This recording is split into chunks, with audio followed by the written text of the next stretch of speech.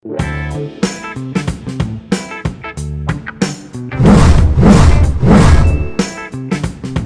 problem on buoyancy. So basahin lang natin yung sample problem natin. So 90-degree inverted cone contains water shown. The original depth of the water is 10 cm. A block with a volume of 200 cm cube and specific gravity of 0.6 is floated in the water. What will be the change in cm in water surface height in the cone? So ito yung figure natin. Originally ito yung itsura niya, no? Merong cone tapos may laman na tubig tapos yun lalagyan mo ngayon ng isang block of wood. So natural na mag-i-increase yung height ng fluid natin or yung height ng water, no?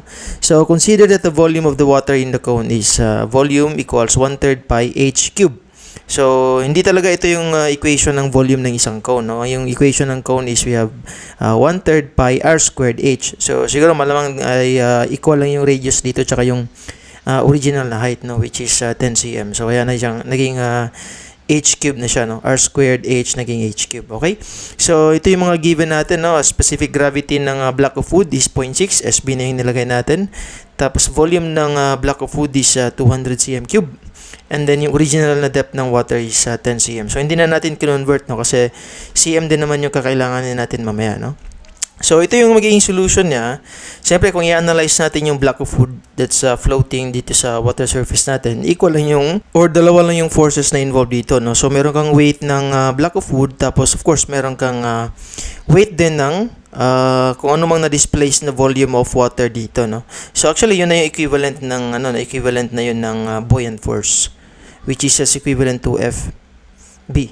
Okay? So, bali dito sa solution natin, yung equation natin na summation of forces along y, we have the weight of the block of wood is just equivalent to the buoyant force, which is naturally, yan lang yung weight ng displaced na liquid. So, kung makikita natin dito, weight B, WD, ito ay equation yan ng weight ng block of wood.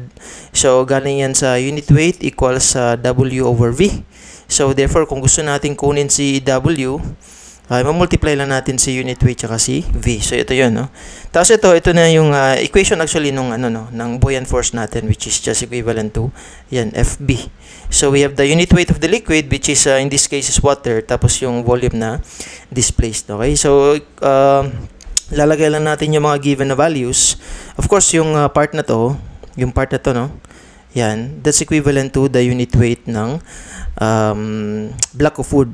Dito yan galing sa S equals sa unit weight B or any fluid or any object is just a ratio of dito din sa unit weight ng water, no?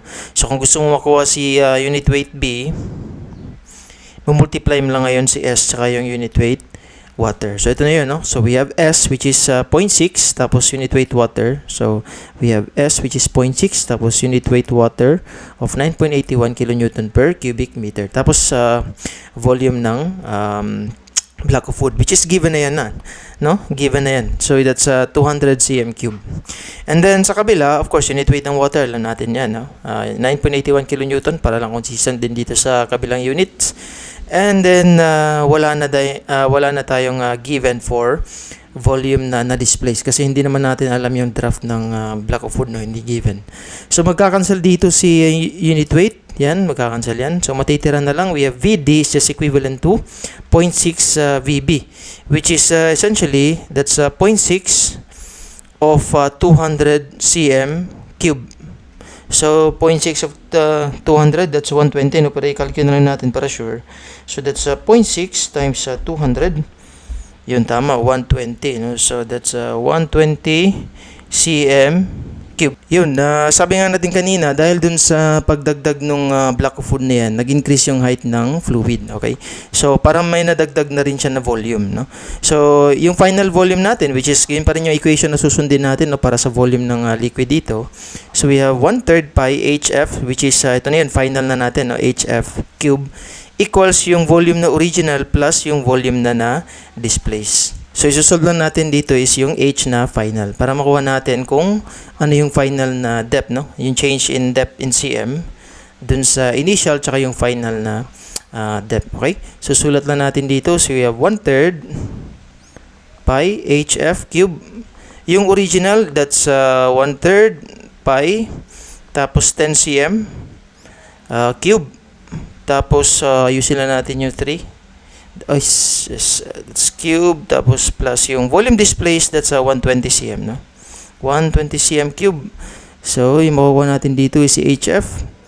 HF is just equivalent to pi times 10 cube. Ganito yung ginagawa ko, no, pag sa calcu.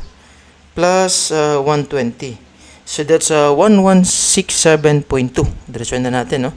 So, that's 1167.2 cm cube. Tapos, magmumultiply tayo ng 3 divided by pi. Tapos, cube root. Yan. Para makuha na natin si HF. So, HF is equivalent to times 3 divided by pi. Tapos, i-raise to the power of 1/3 na lang natin, no? Para meron tayong cube root. So, that's 10.368. 10.368 cm. So therefore, yung change in cm sa water surface is 10.368 368 cm minus 10. So therefore, yung change delta H just equivalent to 0.368 cm. Kasi yung change lang naman yung hinahanap, hindi yung bagong H final. Pero kailangan natin yung H final para makuha natin yung change ng height. So, ganun lang, no? Medyo mahaba yung solution niya, pero yun lang, no? Yung concept lang ng buoyant force, which is, yun pa rin, no? Yun pa rin yung foundation natin na equation, no? Which is unit weight ng liquid, tapos volume displaced, tapos yun, statics na yung iba, no? Tapos ito, geometry naman to, volume, yun. So, ganyan lang, ganito lang yung pag-analyze ng mga sample problems na ganito, no? So, yun pa rin yung advice natin dito, no? Solve pa rin ng maraming problems para masanay, no? Ma-train kayo sa kung ano-ano mga methods or approaches na pwede natin gamitin pag solve ng isang specific na sample problem. Para yun, pag may binigay na sample na problem dun sa quiz or sa exam, hindi na masyadong bago, no? Hindi na masyadong bago yung sample problem kasi meron na kayo na solve na medyo pareho lang, or yung sabi nga nila looks familiar na mga problems kasi yun na-solve na ninyo, no? So kailangan mas marami kang ma-solve, no? Mas marami kang makilalang sample problems dapat para mas yun, alam mo na kung paano i-solve yung mga kahit na anong ibigay sa'yo na sample problem. So yun para sa sample problem na to, and yun, thank you ulit for watching.